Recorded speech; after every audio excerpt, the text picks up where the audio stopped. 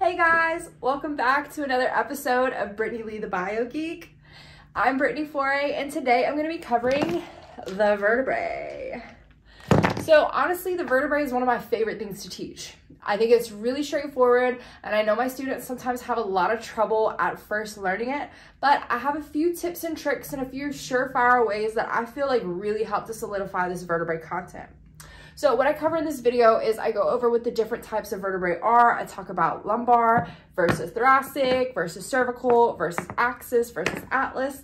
I talk about what these different landmarks are on these vertebrae, and I go through a systematic way of how you can tell, okay, this is a regular degular cervical vertebrae, or, okay, yeah, this one looks like a moose. It's a lumbar vertebrae.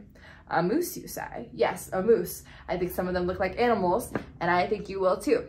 So let's get going, and we're gonna learn these vertebrae. Pew.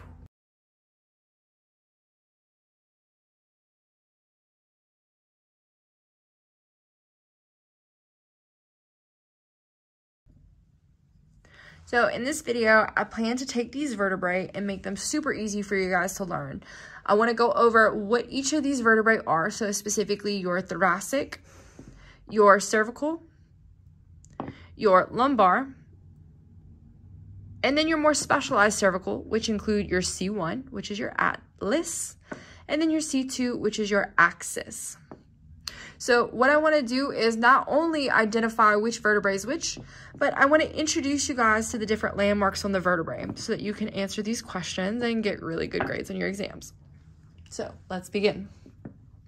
So I first want to start by taking a representative lumbar, cervical, and thoracic and talking about the different landmarks on these bones. So the first landmark I want to talk about is going to be the giant hole located in the center of these vertebrae. That's going to be your vertebral foramen. So if you checked out my skull video, you'll know that anytime you have a circular hole, it's going to be called a foramen. Foramen is just Latin for hole. Now, these holes are located within the vertebrae, so they're coincidentally, or not coincidentally, going to be called vertebral foramen. The next structure I want to help you guys, or introduce you to, is going to be the body. Now, just as we saw with most of our other bones, the body is going to be the really thick, dense part of a bone. So on our thoracic foramen, this is going to be the body. On our cervical vertebrae, this is going to be the body. And then on our lumbar vertebrae, this is going to be the body. Not to be confused with Meg the Stallion. Body, yaddy, yaddy, yaddy, yaddy, yaddy, yaddy. Body, yaddy, yaddy, yaddy, yaddy, yaddy, yaddy. Okay, that's enough of that. So this is the body of our vertebrae. Next, I'm going to introduce the spinous process. So if you look at all three of these vertebrae, you can see that on the lumbar, on the cervical, and on the thoracic, you have this process that points inferiorly towards the floor. Not only does it point inferiorly, but it also points posteriorly. So if you happen to have a fully articulated skeleton in front of you, you'll see that those spinous processes both point towards the back of the body and point towards the inferior towards the floor. So we have our spinous process here, spinous process here, spinous process here, and even our specialized C2 vertebrae has a spinous process located here. So next what I want to do is talk about the transverse processes. Now, if you follow that spinous process up, you'll notice that it makes a T shape with two other processes that are located perpendicularly to the spinous process. So these transverse processes are going to be called transverse processes. They run perpendicularly to the spinous process, and they're located in the transverse plane of these vertebrae. So even our specialized C2 are going to have transverse processes, and our specialized C1 atlas is also going to have these transverse processes. Now, our last two landmarks are going to be your articular facets. So you're going to have a superior and an inferior articular facet, also called an articular process, depending on what source you're using to study from. So let's take this thoracic vertebrae and identify our superior articular facets. So if you look, you know that the spine is always going to point towards the floor or more inferiorly. So for the superior articular facets, we're looking, or our processes, we're looking for processes that point in the opposite direction of the spinous process. So that's what we're going to see here. On our thoracic vertebrae, they point posteriorly and they point superiorly towards the ceiling.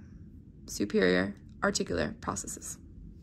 We also have them on our cervical vertebrae, superior articular processes, not as easily identifiable, but you can see these flat little ridges on which these processes are going to articulate with other bone. And then on the lumbar vertebrae, you can see that these articular processes are going to have a slight curve to them, and they're going to face a little more towards the middle. Now, just as we had superior articular processes, I want to go ahead and point them out here. We have them on our axis C2 and on our atlas C1, which is where they're going to articulate with the occipital bone. Now, just as we had our superior articular processes, we're going to have inferior articular processes as well. So these processes, both superior and inferior articular processes, are going to be where one vertebrae articulates with another. So let's use C1 and C2 as our example. Our C1 superior articular process is going to articulate directly with the base of the skull, with the occipital bone, specifically the occipital condyles.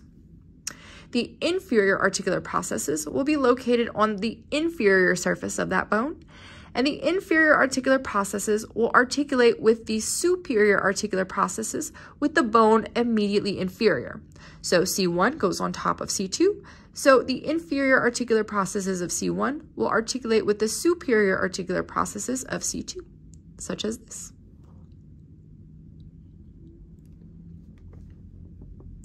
So let's look at the inferior articular processes of our lumbar vertebrae. They're going to be located inferiorly, and they're going to go in the same direction as the spinous process, but they'll be located more anteriorly towards the front of the body, as you see here. Same with our thoracic vertebrae. If you turn this baby around, you'll see following the spinous process on up, you'll have these inferior articular processes located on either side of those spinous processes, but still facing towards the floor, not towards the ceiling as these are. Same with our regular C3 through C7 vertebrae. Our inferior articular processes here are going to be on the same side pointing towards the floor, just like our spine. Now, our last landmark that we're going to talk about is going to be a landmark that is unique to only our cervical vertebrae, not our thoracic and not our lumbar. So if you look at these three vertebrae here, you might notice that in the transverse processes, there are tiny little holes. These tiny holes are called the transverse foramina. It makes sense. Little tiny holes located within our transverse processes.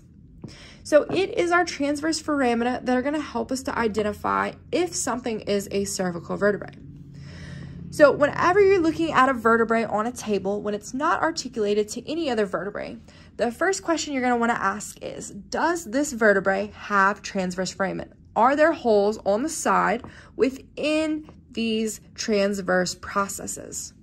So if your answer is yes, then you automatically 100% every single time are going to say this is definitely some type of cervical vertebrae. Now you just have to identify, is it a normal C3 through C7? Is it a specialized C1 atlas vertebrae? Or is it a specialized C2 axis vertebrae? So how are we going to know? So the atlas and the axis both have a unique structure that is different from the rest of our C3 through C7 vertebrae. The atlas is the first cervical vertebrae and the most superior of the vertebrae on the vertebral column. The superior articular processes are going to have a much deeper curve than the rest of the superior articular processes. That's because it's articulating with the occipital condyles of the skull. Now, if you notice, this vertebrae does not have a body, as you see with our normal vertebrae, and like this, and it does not have a spinous process. So this is two significant landmarks that this bone lacks. So if you look at it head on, it's super flat, unremarkable, and the only thing you really see are these transverse processes, the vertebral foramen, and the superior and inferior articular facets. So is this bone flat? Kind of like an atlas. You know, an atlas is a map. Maps are flat. This bone too is flat like an atlas, also called the atlas. Now, the C2 vertebrae is going to be a little more different, but it has its own unique structures that will help you identify this bone. Now, the C2 axis is going to have transverse foramen. It'll still have your vertebral foramen. It's still going to have a body, and it will also have a spinous process. But what's different about this bone is this rigid, dense, nobular-like protrusion that sticks more superiorly off this bone. This piece is called the dens, and the dens is the landmark that you're going to use to identify this as the axis. And the way I always remember it is the axis has this little axis point for the head to be able to spin around the skull.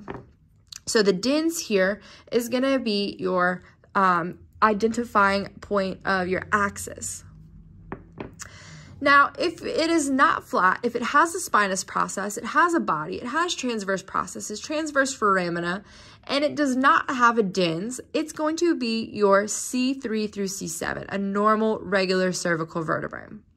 So they're going to have a spinous process, they'll have transverse processes, they'll have transverse foramina, they'll have a really normal shaped body, they'll have a vertebral foramen, superior articular processes, inferior articular processes.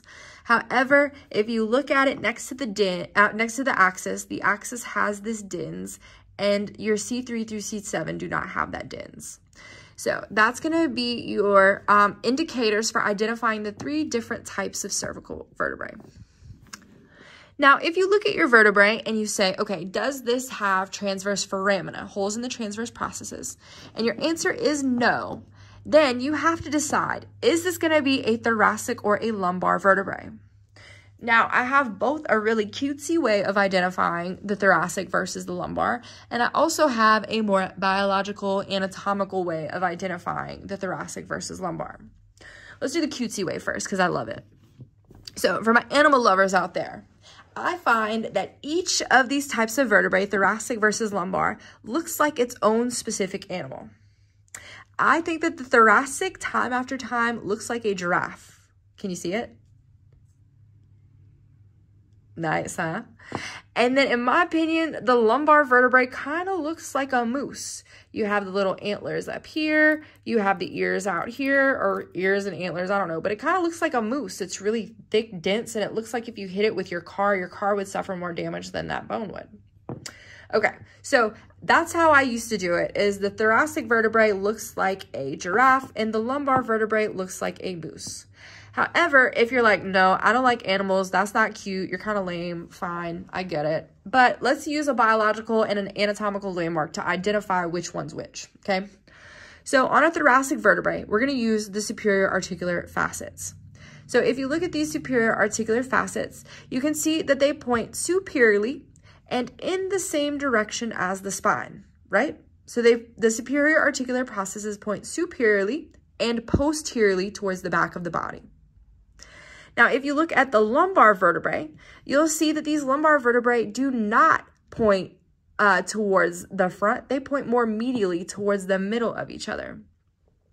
So I always use these superior articular processes to tell the difference. With the lumbar vertebrae, those superior articular processes or facets are going to point towards the midline, towards each other. Whereas on the thoracic vertebrae, these superior articular facets are going to point superiorly and posteriorly. They're going to face the same direction as the spinous process. Makes sense, yeah?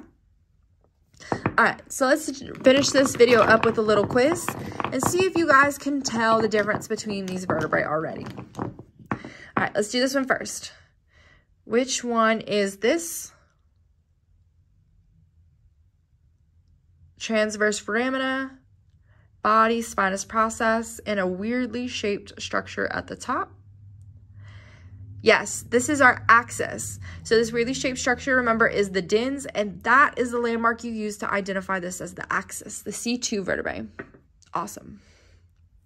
What about this guy right here? Thoracic, very good. So if you either said, that looks like a giraffe, or those superior articular processes point towards the same direction as the spine, you would be correct in saying that this is, in fact, a thoracic vertebrae. What about this guy here? Yes, normal C3 through C7 vertebrae. It has a body, it has transverse foramina within the transverse processes, has a spinous process, but no dens. So that's the difference between our C2 and our C3 through C7. What about this guy here? Yep, that's our lumbar vertebrae. So another thing to note is the lumbar vertebrae are super large, super large. They're located at the very bottom of the spinal column. So not only are they supporting the weight of the spinal cord, but they're supporting the entire weight of the upper torso. So these bones have to be really dense so that they don't crush and bust or herniate. What about this one? Last one. Yeah, atlas. Even if you didn't know it, you could get it by process of elimination. But remember, this bone is flat, no spinous process, no significant body. It is our atlas. So I hope you guys found this useful, and now you feel comfortable going forward and identifying disarticulated vertebrae on your exams and in practice. All right, guys, I hope you found that super useful. I sure did have a lot of fun making that video. I really do think that this looks like a lumbar moose, and I really do think this looks like a thoracic giraffe. So hopefully either by finding out these animal shapes or just by using those landmarks we talked about, I hope that you guys have a much simpler time identifying what these disarticulated lonely vertebrae are whenever you guys are required to do that on an exam. So thank you so much for joining me today. Don't forget to like and subscribe, and seriously share it with your friends and your classmates. Lift each other up, help each other else do well on your exams. Share this content with everybody, and if there's stuff that you guys are learning that I haven't yet covered, just drop me a comment in the comment section. I'm more than happy to cover these videos for you. Some of my students from my previous anatomy classes have stopped by and said, "Hey, Brittany, are you teaching this class? Because I would love for you to make some videos." And guess what? I'm gonna make videos for them too. So hit me up and I'll make videos for you. Bye.